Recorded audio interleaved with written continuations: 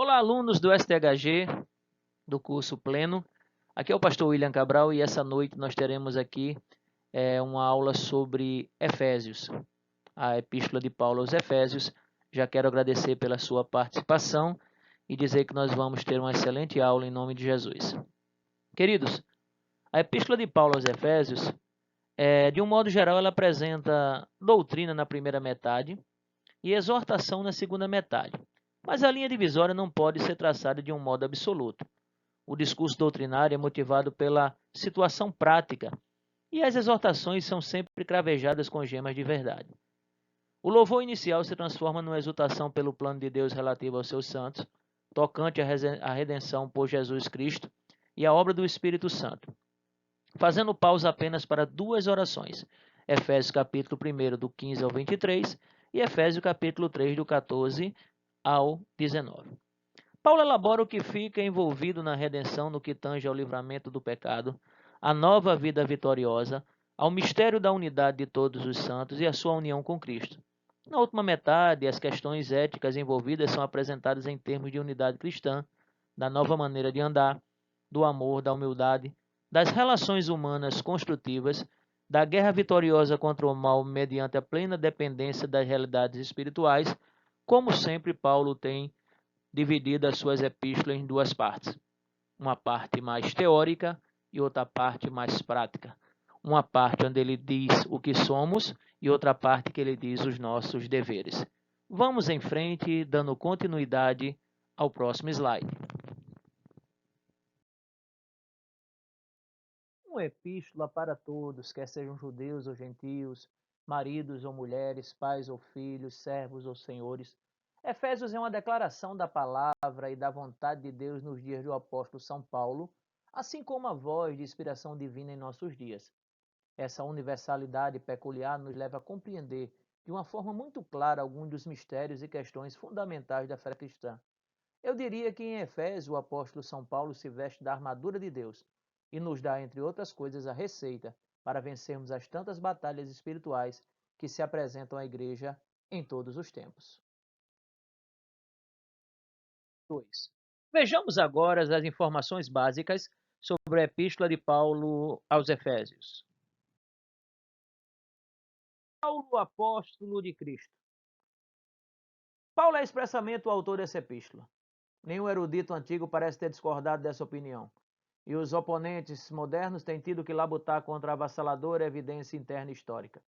Embora a epístola talvez também tenha tido a intenção de servir como carta circular para outras igrejas da Ásia, pouco espaço existe para dúvidas de que o escritor tinha em mente a igreja que ele fundara na grande metrópole de Éfeso.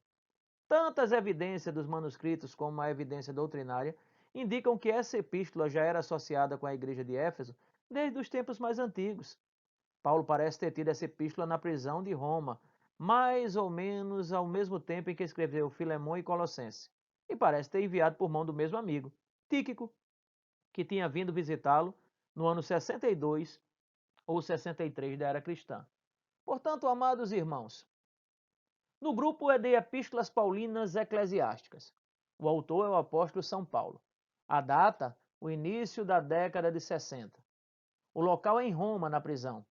O alvo são os cristãos em Éfeso. E o versículo-chave se encontra em Efésios 4, verso 1. A expressão-chave dessa epístola é a vida prática em Cristo. Paulo declara que estava preso na época que escreveu esta epístola, em Efésios 3:1, no 4:1 e em Efésios 6:20. É possível que isso tenha ocorrido quando ele esteve preso pela primeira vez em Roma, o que colocaria essa epístola entre os anos 60 e 62 da nossa era. Nessa época, Paulo estava em prisão domiciliar e tinha liberdade de receber visitas e de ensinar o evangelho, conforme Atos 28, do 16 ao 31. Propósito: Paulo desejava que todos os que ansiavam pela maturidade semelhante à de Cristo recebessem esse registro. O livro de Éfeso descreve a disciplina necessária para se transformar em verdadeiros filhos de Deus. Além disso, um estudo de Efésios vai ajudar a fortalecer e estabelecer no crente para que ele possa cumprir o propósito e o chamado de Deus. O objetivo dessa epístola, sem sombra de dúvidas, é confirmar e equipar a igreja para o amadurecimento espiritual. Então, amados alunos, o esboço da Epístola de Paulo aos Efésios, o plano da salvação pela graça. De Efésios, capítulo 1 ao capítulo 3, nós vamos falar de doutrina, ou seja, a nossa posição. Nesse momento, a parte doutrinária vai nos levar a sabermos que fomos escolhidos de Deus, o que somos, e tratamos de uma questão de identidade, da nossa posição. Dos capítulos 4 até o capítulo 6, a Epístola de Paulo aos Efésios vai nos falar sobre os nossos deveres, a nossa forma que devemos andar, como devemos viver em Cristo, tá? Viva segundo a sua vocação é uma das frases temas. E a questão de ordem é o assunto que nós trataremos. Chegamos ao 3º capítulo e vamos tratar agora dos principais personagens da Epístola de Paulo aos Efésios. Venha comigo. Principais personagens. Paulo, o apóstolo de Cristo, instruindo a igreja em Éfeso a respeito da sua posição como corpo de Cristo e do seu relacionamento com Deus, e Tíquico, enviado por Paulo para encorajar os cristãos em Éfeso, conforme Éfesos 6, versos 21 e 22. Como você pode ver, poucas são as personagens locais que são citados por Paulo, o que vem corroborar com a posição de que essa carta serviu de uma carta circular e não apenas de uma carta local. 4. O caráter de Deus. Fica evidenciado na Epístola de Paulo aos Efésios o caráter de Deus em vários versículos. E é isso que nós veremos a seguir. Nesse livro, vamos aprender também o caráter de Deus. Deus é acessível, Deus é glorioso, Deus é generoso, Deus é amoroso, é misericordioso, Deus é poderoso, Deus cumpre as suas promessas, Deus é reconciliador, Deus é o único Deus, Deus é sábio e Deus se ira. Tudo isso nas referências que estão aí no slide. Para que nós venhamos compreender a Epístola de Paulo aos Efésios, é necessário, além do nível espiritual alto para entendê-la, santidade para que a iluminação do Espírito Santo possa fluir e também a parte contextual, que é o que veremos na sequência. A infraestrutura de Éfeso. Éfeso é uma cidade muito importante nos tempos bíblicos. Ela foi a capital da província romana da Ásia e o maior centro comercial daquela região. A cidade de Éfeso chegou a ter mais de 300 mil habitantes, uma verdadeira metrópole de sua época. A cidade de Éfeso ficava localizada nas proximidades da costa oeste da Ásia Menor, no Mar Egeu, à altura da foz do rio Cáster. Por conta da sua estrutura, importância e população, ela chegou a ser a segunda maior cidade do Império Romano, ficando atrás somente de Roma. Pouco se sabe sobre a origem da cidade, porque a sua história é realmente muito antiga. O que se sabe é que por volta de um pouco mais de 1000 anos antes de Cristo, colonizadores jônios foram para a região da cidade e expulsaram seus antigos habitantes. Foram esses colonizadores que fizeram do local uma cidade grega. Foi somente a partir de 133 a.C. que a cidade de Éfeso se tornou parte da província romana da Ásia. A cidade acabou sendo destruída entre 262 e 263 d.C., inclusive tendo sua loja de venda de artefatos religiosos queimada. A cidade até chegou a ser reconstruída em 614, mas um terremoto lhe fez grandes estragos. As ruínas da antiga cidade de Éfeso hoje estão localizadas na atual Turquia e são visitadas por turistas de todo o mundo. Localizada a 1.600 metros da costa do mar, Éfeso era a capital da Ásia Menor. A cidade era bastante conhecida por ser um grande centro religioso, político e comercial da região. Em Éfeso estava um dos mais famosos templos dedicado à deusa Ártemis, Diana, considerado uma das 7 maravilhas do mundo antigo. O templo era extremamente luxuoso para a época e demorou, segundo a história, 220 anos para ser concluído. O evangelista Lucas escreveu sobre a influência da deusa Diana em Atos 19, do 23 e 41. Confere depois lá. Paulo escreveu a carta aos Efésios. O apóstolo São Paulo visitou a Éfeso no retorno da sua segunda viagem missionária, deixando ali o casal Áquila e Priscila, conforme Atos 18, do versículo 18 até o 21. Em sua terceira viagem missionária, o apóstolo passou ali cerca de 3 anos.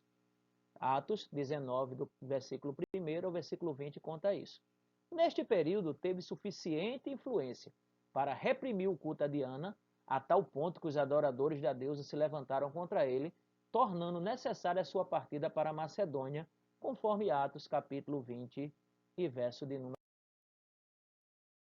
Sobre as circunstâncias da carta, no retorno da terceira viagem, Paulo parou lá em Mileto e mandou buscar os presbíteros de Éfeso, a quem dirigiu suas palavras de despedida.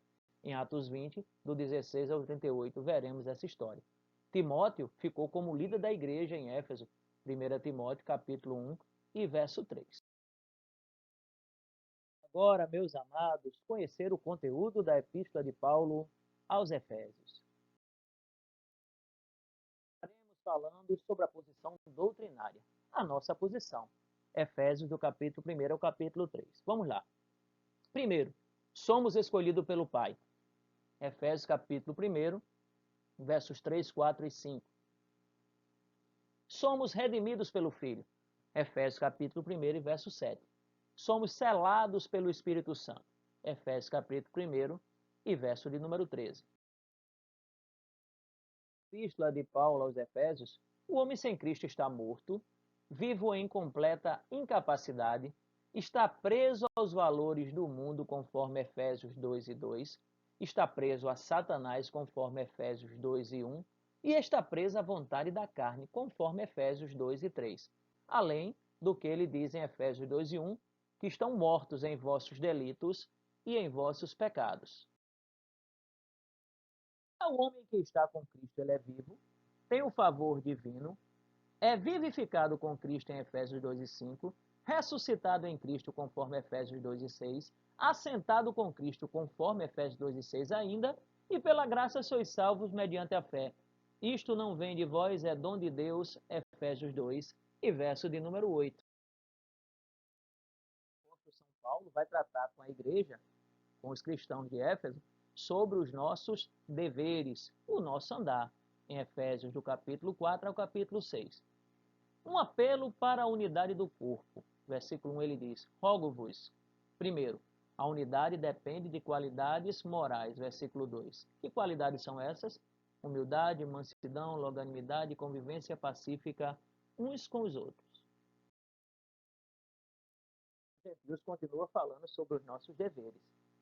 Apelo para a unidade do corpo, no verso 1. A unidade é mantida pelo esforço de cada um, no verso 3. A unidade da igreja surge da unidade de Deus, versículos 4 ao 6. Há somente um corpo, porque é um só Espírito, há uma só esperança, uma só fé, um só batismo, porque há um só Senhor, que é Jesus Cristo. E há uma só família, porque há um só Deus e Pai. Sobre nossos deveres, o apóstolo São Paulo nos dá exemplos práticos de santidade. Não contem mentiras, falem a verdade, Efésios 4, 25. Não se deixem levar pela raiva, nem guardem rancor, Efésios 4, 26 e 27. Não furtem, mas trabalhem e contribuam, Efésios 4 e 28. Não usem a boca para o mal, mas para o bem, Efésios 4, 29 e 30. Não sejam maldosos ou amargos, mas bondosos e amorosos, Efésios 4, 31, do 5 e 2. Não falem bobagens e baixaria, mas lembre-se sempre de agradecer ao Senhor, Efésios capítulo 5, versos 3 e 4. Tão completa essa epístola que fala também sobre deveres dos relacionamentos. Deveres das esposas para com os maridos, Efésios 5, 22 até o 24. Deveres dos maridos para com as esposas, Efésios 5, do 25 ao 33. Deveres dos filhos para com os pais, Efésios 6, do 1 ao 3.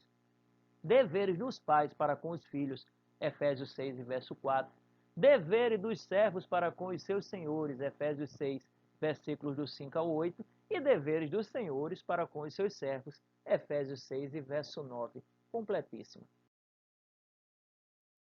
Efésios capítulo 6, do verso 13 ao verso 20. A armadura de Deus. Já mencionamos em Efésios 2 e 2 e 4, 7, o diabo. E ele é relembrado por Paulo nessa sessão. O escritor não nos fornece nenhuma biografia do diabo e nenhuma explicação da origem das forças das trevas. Ele apenas admite a existência delas como um terreno comum entre ele e os seus leitores. Em seguida, o apóstolo Paulo mostra como é possível vencer esse inimigo usando a armadura de Deus, um artefato bélico impressionante e maravilhoso. A armadura de Deus. Quanto ao mais, irmãos, sedes fortalecidos no Senhor e na força do seu poder. Revesti-vos, pois, de toda a armadura de Deus para poderes ficar firmes contra as ciladas do diabo. Porque a nossa luta não é contra o sangue e a carne, sim contra os principados e potestades, contra os dominadores desse mundo tenebroso, contra as forças espirituais do mal nas regiões celestes. Portanto, tomai a armadura de Deus, para que possais resistir no dia mau e, depois de tendes vencido tudo, permanecer inabaláveis. Estais, pois, firmes, cingindo-vos com a verdade, vestindo-vos da couraça da justiça, calçados os pés com a preparação do evangelho da paz, embraçando sempre o escudo da fé, com o qual podeis apagar todos os dardos inflamados do maligno. Tomai também o capacete da salvação e a espada do Espírito, que é a palavra de Deus, com toda oração e súplicas, orando em todo o tempo no Espírito, e para isso vigiando com toda perseverança e súplica por todos os santos, e também por mim, para que me seja dada ao abrir da minha boca a palavra, para com intrepidez fazer conhecido o mistério do Evangelho, pelo qual sou embaixador em cadeias, para que em Cristo eu seja ousado para falar, como me cumpre fazê-lo. A armadura de Deus. A armadura de Deus consiste do capacete da salvação, da couraça da justiça, da espada do Espírito, da preparação do evangelho da paz e do escudo da fé. Com isso, certamente, meus amados irmãos, estaremos prontos para essa batalha, em nome de Jesus. Neste slide agora, temos um quadro demonstrativo das nossas armas de defesa, conforme Efésios 6, do 13 ao 20. O inimigo é poderoso, ele é maligno e é astuto. As nossas armas são a verdade, a justiça, o evangelho, a fé, a salvação e a palavra. A forma de manuseio requer dependência constante de Deus, oração, súplica e intercessão, com um único objetivo: fazer a verdade do evangelho conhecida. Que bênção! Glória a Deus! Ponto muito importante da Epístola de Paulo aos Efésios, a sua aceitação no cânon bíblico. Vamos lá? A aceitação no cânon bíblico das Epístolas de Paulo aos Efésios não há registro de ninguém na igreja primitiva que tenha questionado a canonicidade de Efésios. Houve dúvidas sobre quem era destinada a carta. Efésios foi citada por Clemente de Roma, por Inácio, por Policarpo e por outros. Os pais da igreja não nos deixam dúvida quanto à sua autenticidade. O livro doutrinário, a Epístola de Paulo aos Efésios, tem as suas aplicações práticas. Vamos a elas. Efésios na prática. Talvez mais do que qualquer outro livro da Bíblia, o livro de Efésios enfatiza a ligação entre a sã doutrina e a prática correta na vida cristã. Muitas pessoas ignoram a teologia e, ao invés de querer discutir teologicamente, eles querem discutir as coisas apenas na prática. Em Efésios, Paulo afirma que a sua teologia é extremamente prática. A fim de vivermos a vontade de Deus para a nossa vida prática, nós devemos primeiro entender quem somos em Cristo doutrinariamente. Chegamos às nossas conclusões finais. Agradecendo a você, aluno do STHG, e dizer que o apóstolo São Paulo escreveu para encorajar aquela igreja a viver em amor e unidade no corpo de Cristo. Amar sinceramente o nosso Senhor Jesus Cristo é possível, irmãos, se o conteúdo de Efésios for uma realidade diária em nosso andar. Que Deus nos abençoe em todo o tempo. A paz do Senhor. Fiquem com Deus.